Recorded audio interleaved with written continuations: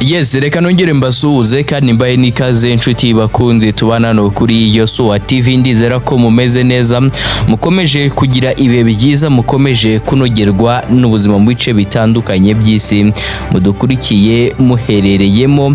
Hanyuma rero tuje kubana mu makuru ari kuvugwa by'umwihariko, duhere kuri inkuru ivuga ko Colonel Kamasa watwirwaneho yasimbuye uwitwa Nzenze mu butasi bwa M23.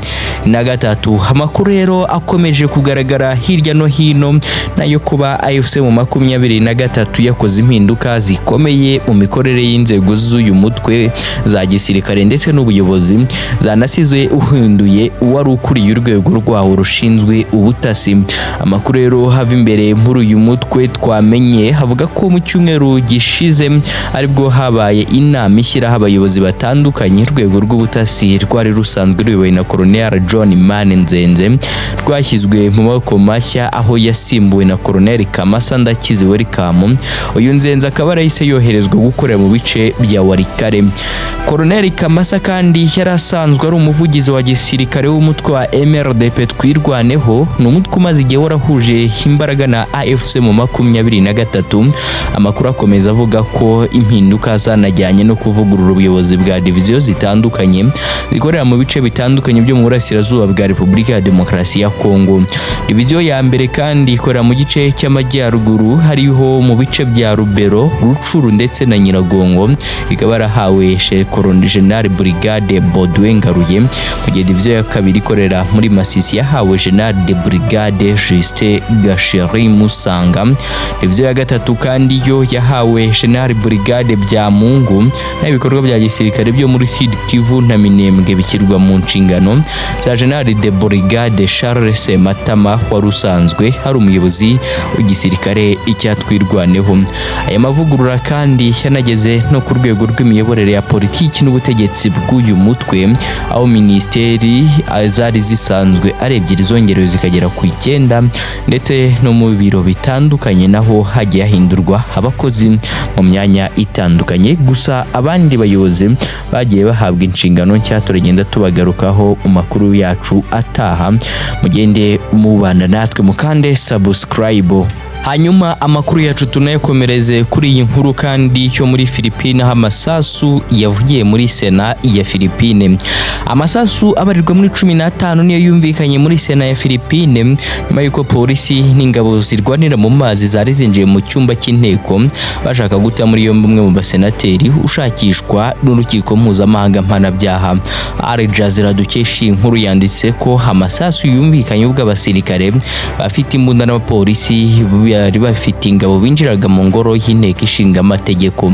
Umunyamakuru wa Al Jazeera yavuze ko yumvise amasasu 15 gusa ntabwo yigeze amenyekana warashe ayo masasu. Senateri Ronald De La Rosa yari yatangaje ko ashobora gutabwa muri yombi. Icyo gihe anasaba abaturage kujya ku ngoro y'inteko ishinga amategeko kuburizamo itabwa muri yombi rye no koherezwa mu rukiko mpuzamahanga mpanabyaha rwa ICC. ICC kandi yashyize hanze impapuro zo guta muri yombi De La Rosa zashyizweho mu kwezi k'Ugushyingo umwaka ushize 2025, akekwaho ibyaha bitandukanye birimo ibyaha byibasiye inyoko muntu, ibyaha Rodrigo Duterte ashinjwa ndetse ategereje kuzaburanira mu rukiko rw'Irahe mu Buholandi. De La Rosa akaba we yarabihakanye byose, akana ibyaha byo kwica ashinjwa. De La Rosa yari umwe mu bapolisi bakuru mu butegetsi bwa Duterte hagati y'umwaka 2016 ndetse n'umwaka 2018, aho yanagize uruhare mu gushyira mu bikorwa gahunda zo kurwanya ibiyobyabwenge, aho polisi ivuga ko ziciwemo abantu barenga 6,000. Polisi y'igihugu cya Philippines kandi ivuga ko abantu barashwe babaga bari kurwanya bashinzwe umutekano bagiye kubata muri yombi, igahamya ko batishwe mu mugambi wari wateguwe. Hanyuma kandi dukomeze no mu yandi makuru makuru agezweho by'umwihariko tugiye kuri iyi nkuru ivuga ko imyiteguro irimbanije agiye gusezerana n'umwana yareraga nyuma yo kumenya ko atari uwe.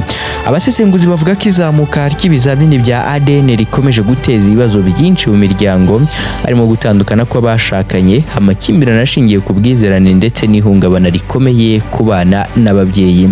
Amakuru dukesha ikinyamakuru GH avuga ko uyu mugabo yari amaze igihe afite amakenga akeka ko uyu mwana w'umukobwa atari uwe, bituma anafata icyemezo cyo gukora isuzuma rya ADN kugira ngo amenye ukuri. Ibisubizo by'iri suzuma rero ngo byagaragaje ko uyu mukobwa yareze nk'imfura ye atari we wamubyaye. Nyuma rero yo kumenya ayo makuru bivuga ko yahise ahagarika kumwishyurira amafaranga y'ishuri ndetse n'izindi nshingano yari asanzwe amufashamo nk'umubyeyi nazo zirahagarara. Icyakora ibintu byafashe indi ntera itunguranye ubwo uyu mugabo yagarukaga kuri uwo mukobwa amusaba ko bakundana ndetse bakazanabana karamata nk'umugabo n'umugore hashingiye ku kuba mukunda kandi nta sano y'amaraso bafitanye. Icyatangaje abantu benshi ngo nuko uwo mukobwa w'imyaka 19 yemeye icyo cyifuzo cy'uwo mugabo ndetse ngo imyiteguro y'ubukwe bwabo ikaba irimbanije igeze kure. Ibi bikaba byateje impaka z'urudaca ku mbuga nkoranyambaga. Hari abagaragaje ko ibi bibabaje kandi binyuranije n'indangagaciro z'umuryango nyafurika, mu gihe abandi bavuga ko mu mategeko nta cyaha kibirimo niba nta sano y'amaraso aba bombi bafitanye. Ibi kandi bibaye mu gihe ibizamini bya ADN bikomeje kwamamara cyane muri Uganda no mu bindi bihugu bya Afurika, abagabo benshi barimo gushaka kumenya ukuri ku bana barera.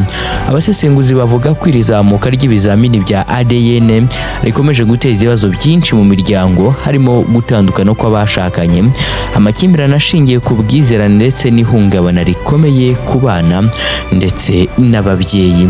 Wowe urabyumva ute? Jya muri komenti utubwire igitekerezo cyawe kuri iyi nkuru uko ubyumva. Hanyuma amakuru agezweho kandi unyemerere tuyasoreze kuri iyi nkuru ivuga ko igihugu cya Iran cyasohoye amakuru ku ntwaro kirimbuzi ashyira igitutu gikomeye kuri Leta Zunze Ubumwe za Amerika ndetse n'igihugu cya Isirayeli babigabyeho igitero mu ntangiriro z'uyu mwaka turimo 2026. Mu gihe ubushyamirane hagati ya Iran na Leta Zunze Ubumwe za Amerika bukomeje gufata indi ntera, umudepite witwa Ebrahim Razaei yatangaje ko igihugu cye gishobora kongera ubuziranenge bwa uranium bugatumbagira bukagera kuri 90%, urwego rwegereye cyane rukoreshwa mu gukora intwaro kirimbuzi. Razaei yavuze uvugira komisiyo ishinzwe ububanyi n'amahanga n'umutekano mu nteko ishinga amategeko ya Iran, yavuze ko icyo cyemezo gishobora gufatwa mu gihe Iran yakongera kugabwaho ibitero cyangwa igashyirwaho igitutu cya gisirikare n'ibihugu byo mu burengerazuba bw'isi. Kugeza uranium ku rwego rwa 90% kandi bifatwa nk'intambwe ya nyuma ikomeye mbere yo gukora igisasu kirimbuzi. Kuri uwo makuru mpuzamahanga agaragaza ko Iran isanzwe ifite uranium yagejejwe ku rwego rwa 60%. Ibintu nabyo ubwabyo byamaze guteza impungenge ku kigo mpuzamahanga gishinzwe ingufu za atomike no mu bihugu by'i Burayi ndetse na Amerika. Kugeza uranium rero ku rwego rwa 90% byaba ari ubutumwa bukomeye bwa politiki n'umutekano, nubwo Iran ikomeje kuvuga ko gahunda yayo ya kirimbuzi igamije ibikorwa bya gisivili n'ingufu. Gusa ibihugu byinshi byo mu burengerazuba bivuga ko nta mpamvu y'ubukungu cyangwa impamvu y'ingufu yatuma igihugu gikenera uranium iri kuri urwo rwego uretse gusa gukora intwaro kirimbuzi. Amagambo ya Razaei kandi ashobora kuba ari uburyo Tehran iri gukoresha mu kohereza ubutumwa bwo gukumira ibitero bishobora kugabwa ku gihugu cyayo, cyane cyane nyuma y'ukwiyongera k'umwuka mubi hagati ya Iran, Israel ndetse na Leta Zunze Ubumwe za Amerika byanayigabyeho igitero. Hari kandi n'impungenge ko iyi gahunda ishobora gutuma akarere k'uburasirazuba bwo hagati karushaho kujya mu ntambara yeruye, kuko Israel imaze imyaka ivuga ko itazigera yemera Iran ifite ubushobozi bwo gukora intwaro kirimbuzi. Abanga mu ngufu za atomike kandi bavuga ko kugera kuri uranium ya 90% bidahita bivuga ko igihugu kiba gifite igisasu kirimbuza ako kanya, hanakererwa ibindi bikorwa birimo icyo bita weaponization, ni ukuvuga guhindura iyo uranium ikaba intwaro ishobora gukoreshwa nk'igisasu.